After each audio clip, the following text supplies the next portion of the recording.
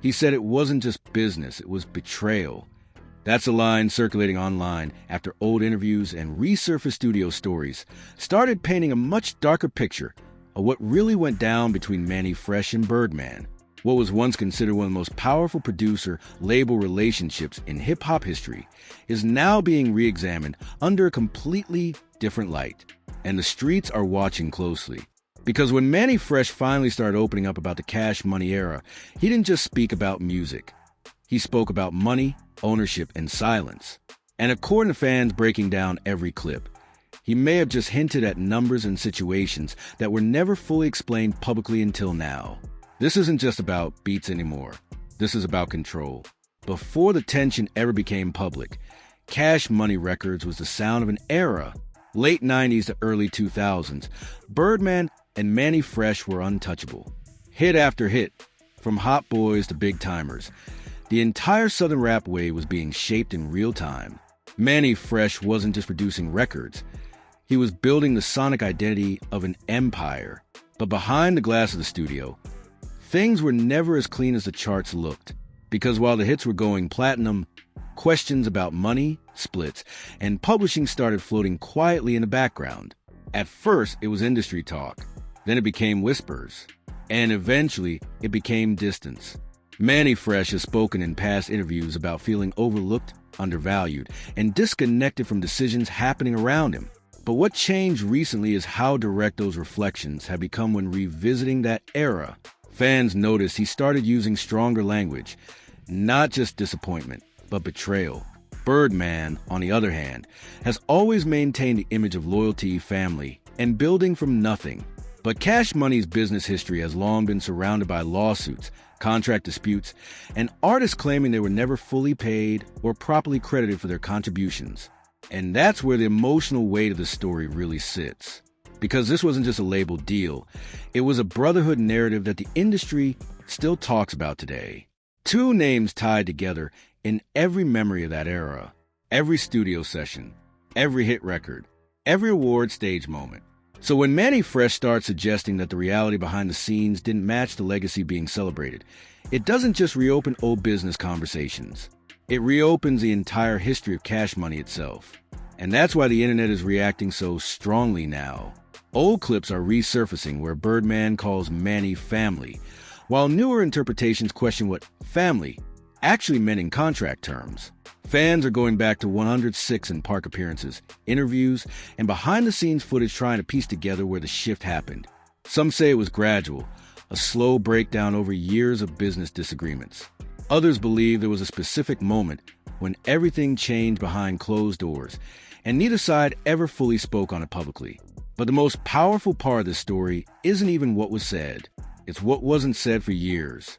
Because silence in hip-hop business disputes is never just silence. It's distance, it's separation, and sometimes it's protection. And now, with Mannie Fresh finally speaking more openly than before, that silence is being reinterpreted in real time, not as peace, but as something unresolved. The moment things truly shifted wasn't during a headline interview. It was in the way Mannie Fresh started describing the past with Birdman in more specific, more uncomfortable detail. Not just general memories of success, but references to structure, money flow, and decisions that, according to him, were never fully transparent at the time. Fans noticed something different in the tone, because earlier interviews used to sound nostalgic. Even when there was tension, it still felt like reflection. But in newer resurfaced conversations and commentary, the language changed. Words like left out, not explained, and not handled right started appearing more consistently in discussions about the Cash Money era. And that's where the internet locked in. Old footage from studio sessions started circulating again. Clips of Birdman and Mannie Fresh celebrating hits, hugging on camera, talking about family and loyalty. But this time, those same clips were being replayed with completely different captions. One's questioning what was happening when the cameras were off. Then came the moment that pushed everything into escalation. A resurfaced interview segment from years ago showed Mannie Fresh briefly hinting that he didn't fully understand certain financial outcomes during the peak of Cash Money's success. At the time, it didn't go viral. It was just another industry soundbite. But now, placed in the middle of current discussions. It became the centerpiece of a much larger narrative. People started calling it the missing explanation moment, because suddenly, fans weren't just looking at hit records. They were looking at ownership, publishing, and back-end deals that were never publicly broken down in detail. And in hip-hop, once financial transparency becomes a focus, every legacy gets reevaluated. Birdman's side of the story, however, has always been rooted in ownership, building an independent label, and keeping control of Cash Money's direction through industry shifts. He's consistently positioned himself as someone who protected the brand when major labels were trying to absorb Southern rap movements. But Mannie Fresh's recent reflections introduced a different emotional layer. Not accusation in a direct legal sense, but emotional distance.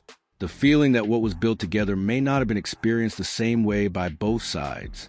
And that emotional gap is where the first shocking twist takes shape. Because according to online breakdowns, what really triggered renewed attention wasn't a new interview, but a re-emergence of old royalty conversations tied to classic Cash Money records.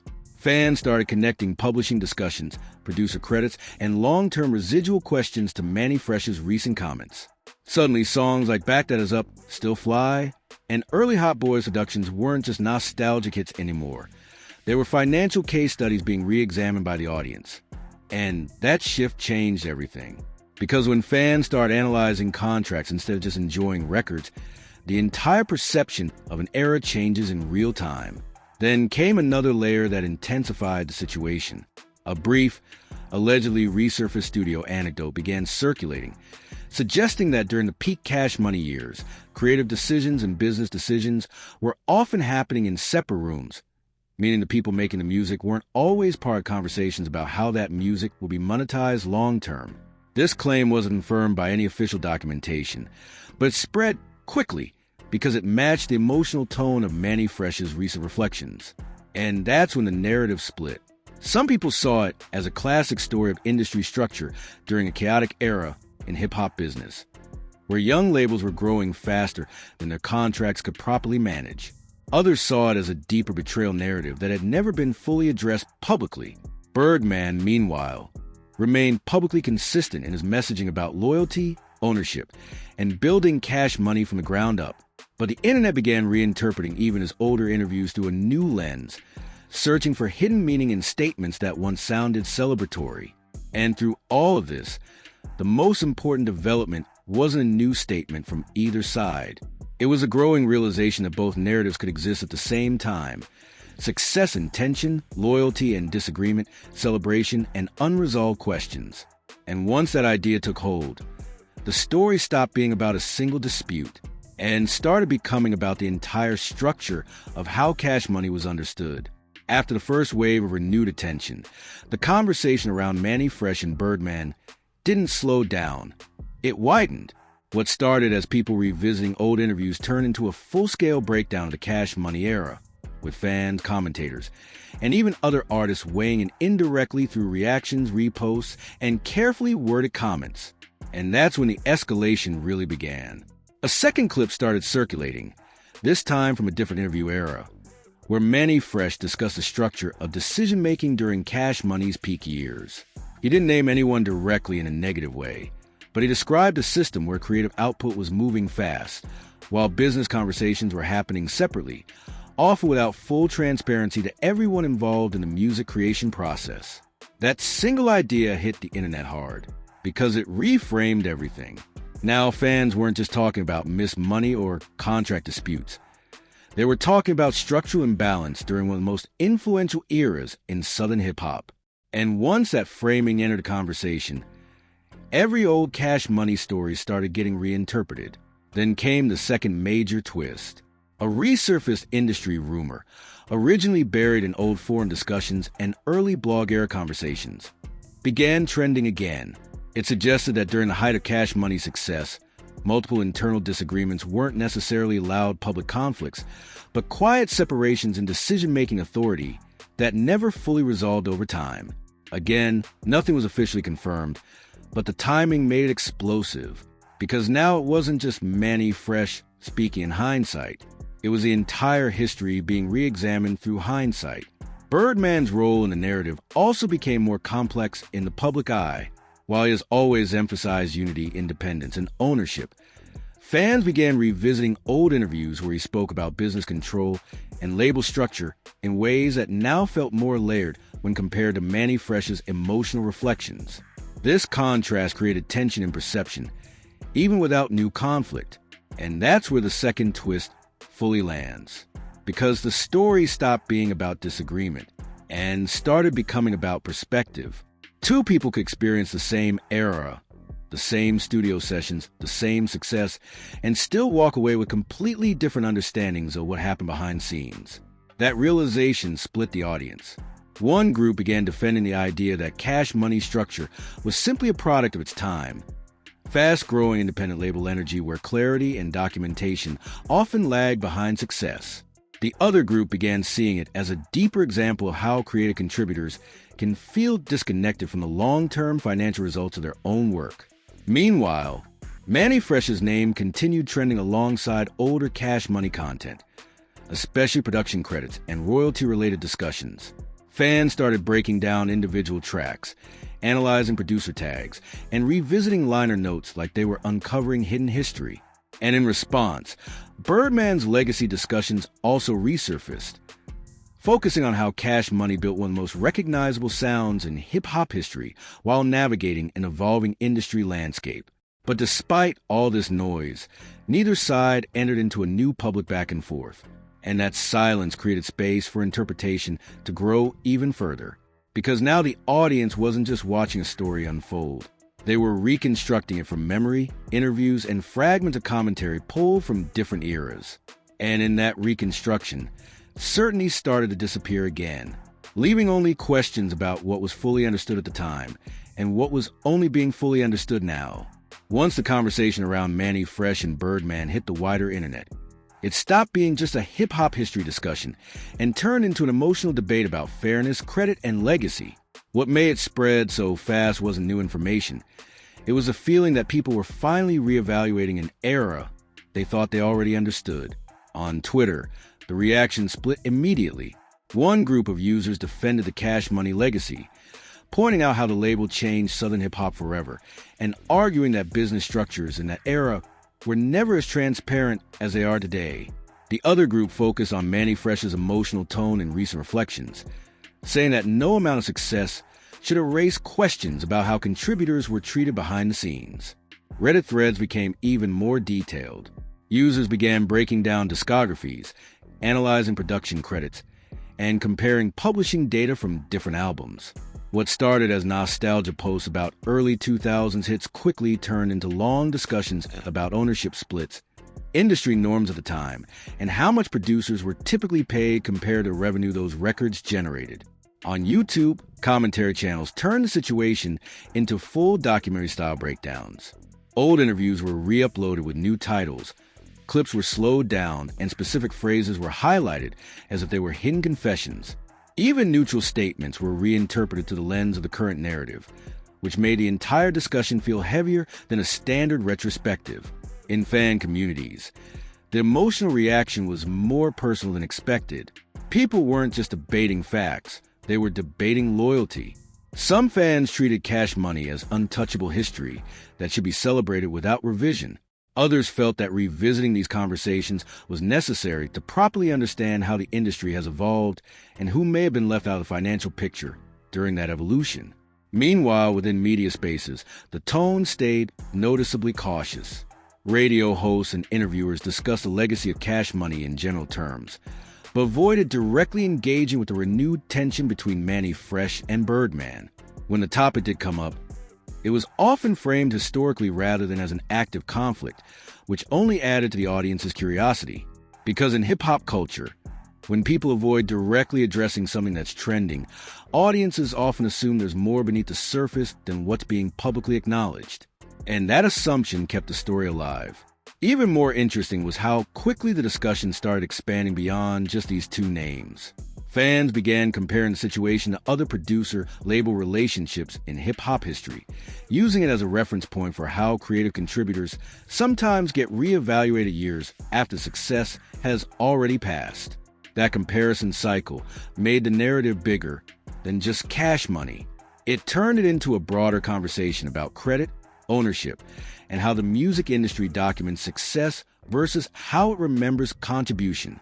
And through all of this, neither Mannie Fresh nor Birdman escalated the conversation publicly. But that silence didn't calm things down. It made the discussion more intense, because every lack of response became part of the story itself. And at this point, the audience wasn't just reacting to history.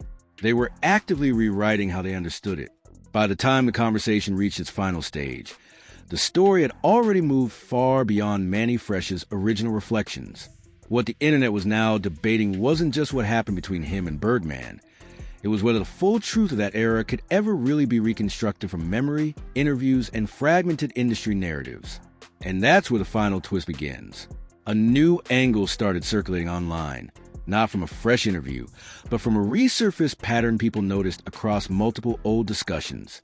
Fans pointed out that different versions of the Cash Money story seemed to exist depending on who was speaking, when they were speaking, and what stage of their career they were in at the time. That observation turned into a larger question. Was a disagreement about money or about how the story itself had been remembered differently over time? Because once people started lining up interviews from different years, something subtle stood out. Earlier accounts of the Cash Money era sounded more unified, more celebratory. Later reflections, especially from producers and insiders revisiting that time years afterward, sounded more cautious, more emotionally layered, and more complex. The timeline itself didn't change, but the interpretation of it clearly did. Then came the second layer of the twist. A long-standing industry rumor resurfaced, suggesting that many early Cash Money conversations about credit and compensation were never fully formalized in a way that modern audiences would recognize today. Again, nothing was newly confirmed, but the idea resonated because it matched the emotional tone of the ongoing discussion. It suggested that the gap between success and acknowledgement may not have been fully documented in real time. And that's when everything shifted again. Because now the narrative wasn't just about Mannie Fresh speaking up in hindsight. It was about how much of hip-hop's early business era was built on systems that were never designed for long-term transparency in the way people expect today. Birdman's legacy discussions also became more complicated in this light. Instead of being viewed only through success and ownership, fans began re-examining how leadership roles, label structure, and creative contribution were understood during that era. And depending on who you asked, the same history could be interpreted as either groundbreaking independence or unresolved structural imbalance. But the most powerful part of this final phase wasn't any new claim. It was a realization that no single version of events could fully dominate the conversation anymore, because every truth being discussed was shaped by perspective, timing, and who was telling it. And in that space of uncertainty, the story stopped moving forward in a straight line and started looping back on itself, leaving one final question hanging over everything. If two people can live through the same success, the same studio sessions, the same era, and still remember it differently, then what part of hip-hop history is fully known, and what part is still being rewritten in real time? And as the conversation fades into another cycle of reposts and reactions, one thing becomes clear. This story isn't really ending. It's just changing who gets to tell it next. After everything that's been broken down, re-examined, and reinterpreted, the real conversation isn't just about Mannie Fresh and Birdman anymore. It's about how history itself gets shaped in hip-hop. Because what we've seen here is bigger than one dispute or one era. It's the way old interviews resurface at the perfect time, how emotions change when years pass, and how the internet can take fragments of truth and build a complete narrative out of them, even when no single source lays it out that way. And that's why this situation keeps growing. Some people see this as a long overdue conversation about credit, ownership, and fairness during a time when the music industry wasn't as transparent as it is now. Others see it as hindsight rewriting memory, where success is already established, but interpretation keeps evolving depending on who is telling the story. But the uncomfortable part is this: both things can feel true at the same time. So now it comes down to you. Do you think Mannie Fresh is finally revealing a truth that was always there but never fully spoken about publicly? Or do you think time, distance, and changing perspectives are reshaping how an already successful era is being understood? Because in hip-hop, legacy isn't just built in the moment. It's rewritten over time through interviews, documentaries, commentary, and fan interpretation. And once that process starts, it rarely stops. Drop your thoughts in the comments. Not just what you believe, but why you see it that way.